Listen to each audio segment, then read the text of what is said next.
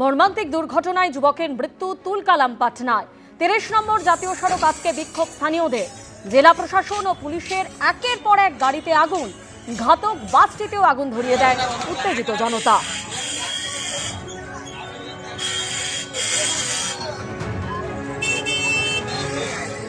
মর্মান্তিক দুর্ঘটনায় যুবকের মৃত্যু তুলকালাম পরিস্থিতি পাটনায়। ৩০ নম্বর জাতীয় সড়ক আটকে বিক্ষোভ দেখায় স্থানীয়রা। জেলা প্রশাসন ও পুলিশের একের পর এক গাড়িতে আগুন ধরিয়ে দেওয়া হয়, ঘাতক বাসটিতেও আগুন ধরিয়ে দেয় উত্তেজিত জনতা।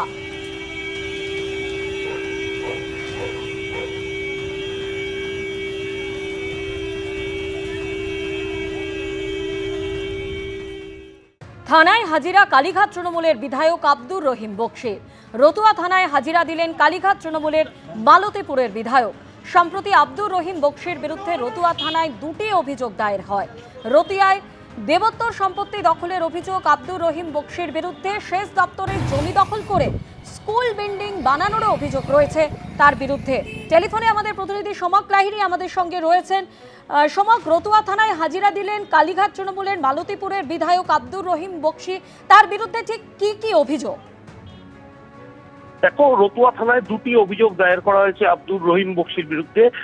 রতুয়া থানার রুকুন্দিপুর এলাকার বাসিন্দা শকুন্তলা ঘোষ নামে একজন অভিযোগ করেছে রতুয়া থানাতে যে তার একটি দেবোত্তর জমি রয়েছে, তার 40 শতক জমি আব্দুর রহিম বক্সী দখল করে রেখেছে। পাশাপাশি আরএসপির মালদা জেলার সম্পাদক সর্বানন্দ পাণ্ডে তিনি আরেকটি পৃথক অভিযোগ করেছেন। তাতে তিনি অভিযোগ করেছেন সেচ দপ্তরের জায়গা দখল করে আব্দুর রহিম বক্সী নিজের এনজিও সংস্থা স্কুল করেছে। আজকে আব্দুর রহিম বক্সীকে দেবোত্তর সংক্রান্ত যে জমি দখলের অভিযোগ উঠেছে সেই ব্যাপারে আব্দুর রহিম বক্সীকে রতুয়া থানায় ডেকে পাঠানো হয়।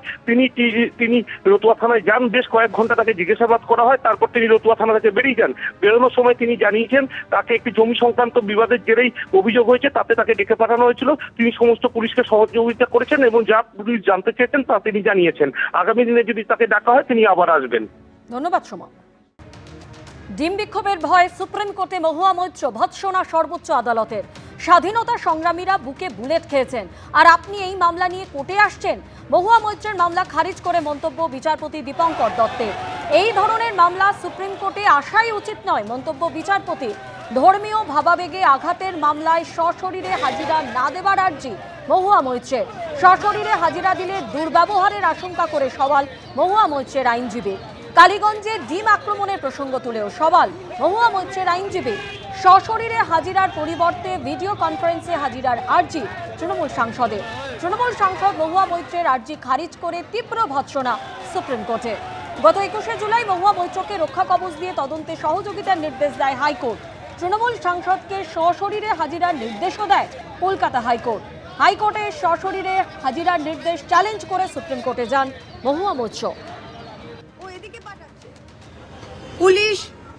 পুলিশ এদের এদিকে পাঠাচ্ছে, দেখুন পুলিশ ডেকে মহিলাদের এদিকে পাঠাচ্ছে, আর পুলিশ বলছে যে আপনাকে আমরা সেফটিতে বার করে দেব, এটা আমার এলাকা, আমি কোনো সেফটিতে বেরোবো না।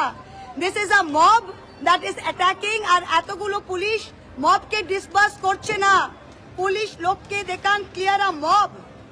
কালকে 5 জন লোক মাপ দেখতে পাচ্ছেন, আপনারা দেখতে পাচ্ছেন কিরকম ছুটছে পুলিশের সামনে। দেখুন দেখুন, দেখলেন আপনারা, মুখটা দেখলেন, মুখটা দেখতে পাচ্ছেন, দেখুন দেখুন। বিজেপির জাস্ট দেখে যান কি করছে এরা। আমি কোথাও যাব না, আমি এখানে থাকবো যতক্ষণ না পুলিশ এদের সরায়। ও এদিকে পাঠাচ্ছে পুলিশ। ডিম বিক্ষোভের ভয়ে সুপ্রিম কোর্টে মহুয়া মৈত্র, ভৎসনা সর্বোচ্চ আদালতে। স্বাধীনতা সংগ্রামীরা বুকে বুলেট খেয়েছেন, আর আপনি এই মামলা নিয়ে কোর্টে আসছেন। মহুয়া মৈত্রের মামলা খারিজ করে মন্তব্য বিচারপতি দীপঙ্কর দত্তের।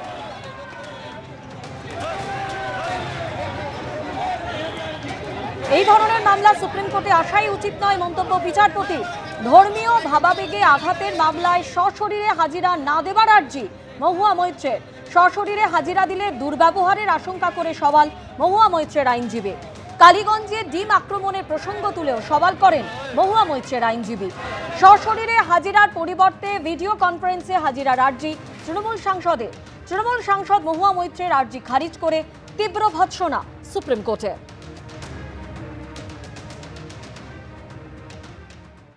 এবিপি আনন্দ, এগিয়ে থাকে, এগিয়ে রাখে।